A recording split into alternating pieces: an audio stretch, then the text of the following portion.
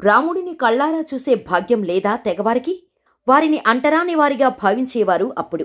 దీంతో రామయ్యను చూడనివ్వకుండా గుడిలో అడుగుపెట్టనివ్వలేదు. దీంతో రామభక్తులంటే వీరే అనే విధంగా గుర్తుంచుకునేలా చేశారా తెగ ప్రజలు. ఇంతకీ వారేం చేశారు? వారు ఎక్కడ ఉంటారు? శరీరాన్ని చీల్చేలా బాధ వస్తున్నా పంటి బిగువన ఎలా భరించగలుగుతారు? జీవితంలో మద్యం మాంసం ముట్టని గిరిజనుల గురించి తెలుసా? రామనామం వినగానే ఆంజనేయుడు ఎలా పులకించిపోతాడో, తమ దేహంపై నిండిన రామనామం చూసి ప్రతి క్షణం భగవంతుడి సన్నిధిలో ఉన్నట్టే భావిస్తారు. వారే ఛత్తీస్గఢ్లో ప్రధాన గిరిజన తెగకు చెందిన రామనామీలు. ఈ తెగ ప్రత్యేకత ఏంటంటే, ప్రతి ఒక్కరూ తమ శరీరం మొత్తాన్ని శ్రీరాముడి పేరును పచ్చబొట్టుగా పొడిపించుకుంటారు. దీని వెనుక పెద్ద కథే ఉంది.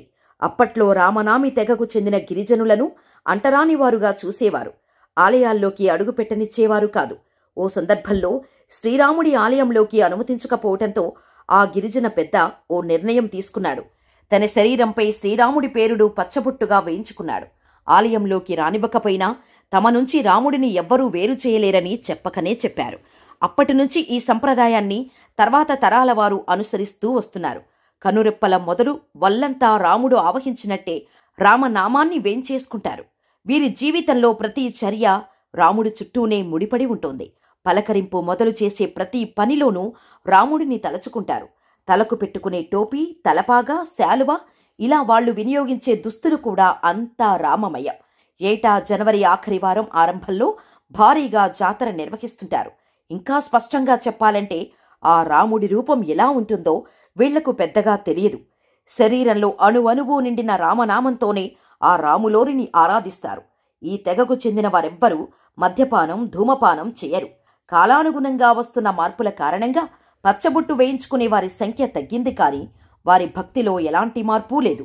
శరీరంలోని ప్రతి భాగంలో రామనామం రాసుకోవటం వల్ల వారు మాంసాహారం ముట్టరు, మద్యం సేవించరు.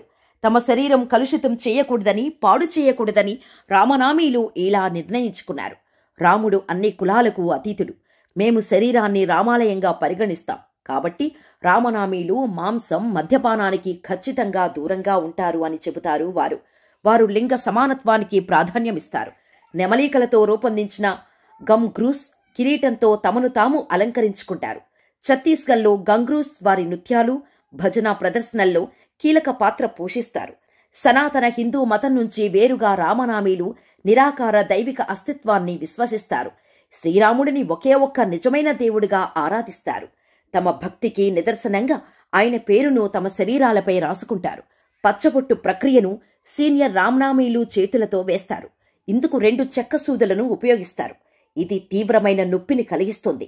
మట్టిలోని సిరాను వాడి కిరోసిన్ పోసి కాల్చటం ద్వారా పచ్చబొట్టు చిరకాలం ఉంటాయి. రామనామ పచ్చబొట్లు వేసుకునే సమయంలో వీరికి చీమ కుట్టినట్టు కూడా ఉండదట. అదంతా రాముడి అనుగ్రహమే అని నమ్ముతారు వీరు. ఇలా రాముడి పేరు పచ్చబొట్టు పొడిపించుకోవటానికి వెనక మరో కథ కూడా ప్రచారంలో ఉంది.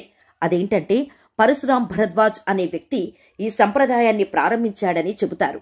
19వ శతాబ్దం మధ్యకాలంలో ఛత్తీస్గఢ్లోని జంజీర్కు చంపా జిల్లాలోని చట్పారా గ్రామంలో జన్మించిన పరశురాం చిన్నప్పటి నుంచి రామాయణ కథలు వింటూ పెరిగాడు. వ్యవసాయ కూలీగా పనిచేస్తూనే తండ్రి నుంచి ఈ కథలు వినటం మొదలుపెట్టాడు. రామాయణంలోని కథలను అర్థం చేసుకోవడం కోసం చదవటం, రాయటం నేర్చుకున్నాడు. అదే సమయంలో కుష్ఠవ్యాధి బారిన పడిన పరశురాం ఓ సాధువును కలుసుకున్నాడు. రామాయణం పఠనం ఆపొద్దున్న సాధువు సూచనను పాటించటంతో తన ఆరోగ్యంలో మార్పులు వచ్చాయట.